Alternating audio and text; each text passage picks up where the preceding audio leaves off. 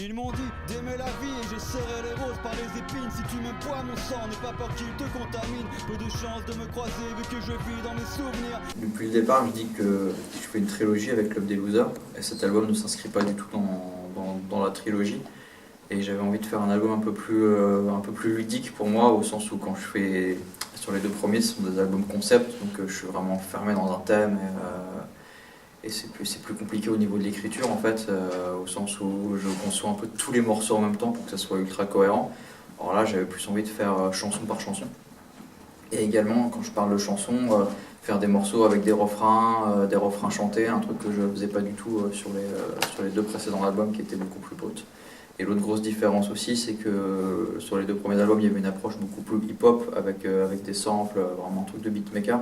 Et là, tout est joué, il n'y a aucun sample, j'ai joué tous les claviers, c'est un album beaucoup plus live en fait. Si jamais tu existes, l'humanité n'est qu'un soupir. J'attends le soir comme les mannequins des magasins, que les lumières s'éteignent enfin. Non, c'est pas forcément plus standard, je pense que c'est toujours bien de se challenger et d'essayer des trucs que t'as jamais essayé. Donc du coup là, je me disais, comme cet album pour moi c'est plus un album de pop, la pop c'est un peu plus, c'est obligé d'avoir des refrains et des refrains chantés. Donc il y a des refrains où c'est moi qui chante, des refrains où je chante avec du vocodeur, d'autres refrains où j'ai fait appel à d'autres personnes. C'était un nouveau truc, j'y ai pris goût. C'est un truc que je savais pas faire avant, donc je me suis forcé. Des refrains en anglais, j'ai bossé. Comme je suis un gros collectionneur de disques, j'avais en termes de sample, j'avais de quoi faire 10 albums. Et comme ça fait longtemps que je sample, je m'amusais un peu moins en fait. Au bout d'un moment, l'exercice est assez répétitif. Ouais. Et comme je suis aussi un gros geek de synthé, et que tous les musiciens avec qui je traîne, pareil, ils ont des collections de synthé assez dingues, je me suis dit ça peut bien les utiliser. Voilà, après ça veut pas dire que j'arrête, peut-être que je reviendrai au sample après, tout ça ce sont des cycles, mais c'est bien d'essayer des nouvelles choses. Ouais.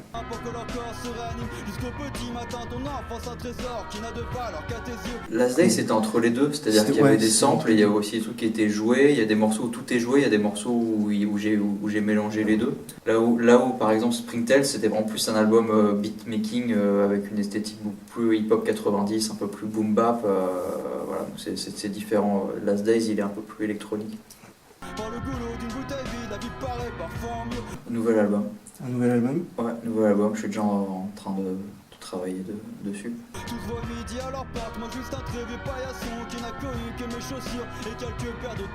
Je compare pas en fait, c'est-à-dire que je trouvais ça super intéressant d'être avec un DJ pendant des années parce que toute l'énergie vient plus de moi quand je suis avec un DJ, donc c'est une certaine... Comme je suis pas accompagné de quelqu'un qui fait mes bacs, je suis tout seul. Ouais. Donc il faut, quand tu fais 22 ou 23 morceaux, faut y aller. Ouais.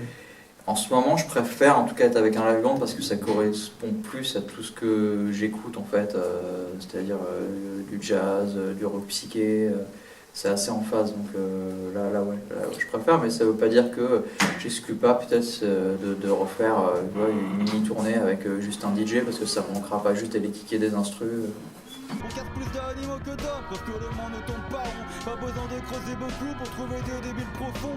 Pas forcément d'improvisation, mais en tout cas, moi ce qui me gênait en tant que spectateur quand j'allais voir des groupes hip-hop qui avaient un live band, c'est que souvent c'était plus un backing band et que les mecs, si tu fermais les yeux, parfois ça aurait pu être une MPC, tu sentais pas vraiment l'énergie du groupe. Et nous on a répété assez longtemps avant de commencer à tourner pour que justement tu aies l'impression de voir un groupe et pas juste Fuzzetti avec des musiciens derrière. Et quand j'ai terminé mon couplet, en fait, ils se mettent à jouer, à improviser et je deviens presque le spectateur de mon propre concert en fait. Je me dis tiens, c'est mortel.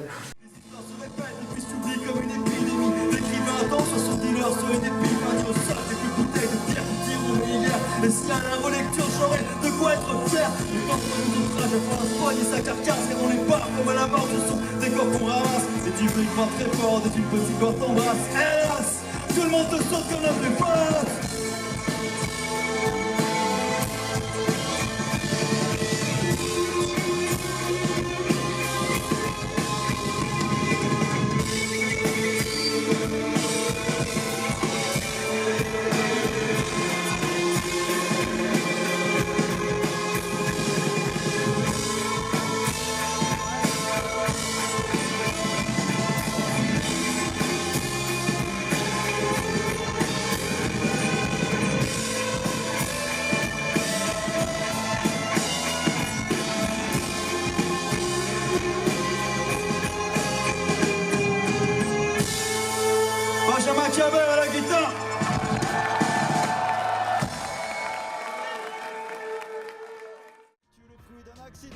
n'est pas un hôpital aux productions mécaniques, l'amour n'a pas de succursale. Le Minimoog. Le Minimoog, pourquoi? Ouais, le Minimoog. Il a un son absolument... les basses du Minimoog sont folles, je pense que tu peux pas les concurrencer. Il a un seul défaut, c'est de pas être polyphonique, mais s'il était polyphonique, ça serait trop parfait, tu vois. Donc justement, non ouais, tu peux passer des heures et des heures dessus. Le truc en fait, c'est quand tu trouves un son, il faut l'enregistrer tout de suite parce que déjà tu l'allumes, il met 10 minutes à chauffer avant de, tu vois, de commencer à avoir, tu vois, un son un peu cool. Et souvent j'ai remarqué que si tu gardes, il n'y a pas de mémoire sur un Minimoog en fait. Donc parfois quand tu vas garder les boutons, tu vas régler un réglage, quand tu vas le rallumer, ça sera pas tout à fait le même son. Donc en fait c'est pour ça, il faut, quand tu as trouvé ton son, il faut y aller. Fender Rhodes aussi, mais c'est pas un synthé du coup. Mais ta question c'est sur les synthés. Mais c'est les deux instruments que je préfère. Beaucoup de contrefaçons, pour être honnête, tous les douaniers sont apeureux, comme ceux qui pensent que la mort n'est qu'une étape. Je me tiens au courant de ce qui se passe parce que j'aime la musique et je suis curieux, donc c'est bien de savoir ce qui se passe, mais quand je dis que j'en écoute plus, chez moi, je mets jamais de rap, quoi. Ils peuvent prier, moi je suis prêt, j'ai pris des cours restant de tir, juste au cas où viendrait ce jour où ils viendront me convertir. Non, c'est simplement, c'est pas un désintérêt pour le genre, c'est que simplement il y a des genres qui m'intéressent plus. Donc là, je préfère écouter du jazz, je préfère écouter musique brésilienne à fond. C'est plus ça qui m'intéresse. Et quand j'étais plus jeune, le rap était plutôt assez, enfin pas je dirais analogique, mais il y avait quand même pas mal de samples, c'était un son plus chaud. Aujourd'hui c'est l'inverse, c'est vraiment super froid et tout. Et je reconnais qu'il se passe plein de trucs super intéressants. Je suis pas en train de comparer à dire que c'était mieux avant. Simplement moi c'est un peu moins mes goûts, même si enfin, je pense que des mecs qui écoutent du rap aujourd'hui c'est mortel pour eux. Il y a absolument plein de styles, plein de trucs. Le bonheur n'est que passager d'un vieux biplace qui s'est craché. Personne ne vous cherchera pour mon bonheur vivre et caché. Je sais que tu ne sais pas qu'il n'y a jamais de réciproque et que tu portes tous mes je t'aime comme de jolis bijoux en toc. En fait, comme je suis tout le temps en train de chercher des disques, parfois la meilleure manière de les trouver c'est de contacter les musiciens pour voir s'il leur reste pas des copies. Les trois quarts du temps, tu vois que les musiciens en fait ils ont pas des copies de leurs disques. Moi c'est un peu pareil souvent, j'en garde pas assez des miens, hein, tu vois, Mais du coup, je me suis dit, quitte à contacter les mecs, même s'ils n'ont pas les disques, parfois il leur reste les bandmasters ou c'est eux qui sont restés propriétaires des droits sur leur disque. Donc pourquoi pas rééditer le disque? Je pense que c'est un aboutissement en fait. C'est encore plus loin que de trouver des disques rares. Finalement, tu le réédites. Et c'est aussi parce que je me suis rendu compte, j'ai un public assez varié avec le Blues. Je peux avoir aussi bien des mecs de 16 ans que des gens qui ont découvert Vive la vie quand il est sorti par exemple, qui sont vieux maintenant. Et c'est des gens qui écoutent plein de styles de musique et tu vois avec le Trade Jazz Club, il y a des mecs sur le voir qui m'ont dit voilà mon premier disque de jazz je l'ai acheté grâce à toi. Parce que parce que le mec aime bien Club des Boozers et du coup il s'intéresse et je trouve ça intéressant ce travail de transmission. C'est ce que je faisais déjà, j'avais fait des mix qui s'appelaient les Broadcast Sessions à l'époque. Et après j'avais fait des mix aussi sur SoundCloud, c'est bien de partager.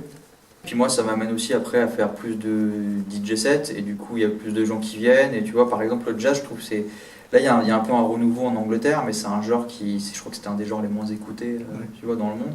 Alors qu'il y a plein de trucs mortels et si je peux me servir de ma minuscule notoriété parfois pour essayer de faire découvrir du jazz aux gens, c'est cool. J'aimerais avoir une belle baignoire, te voir t'y allonger nu, ouvrir lentement ma braguette et puis te pisser dessus. Non, et je vais te dire pourquoi, c'est parce que c'est un milieu assez impitoyable, le milieu de la réédition, il y a plein de mecs qui bootleg à fond, et tu vois, donc, mais là ça sera pas du jazz japonais, ça va être un très beau disque de jazz spirituel américain. C'est vrai que je me suis mis pas mal dans le jazz japonais au départ parce que c'est un genre qui est assez méconnu, mais je ferai pas que du jazz japonais.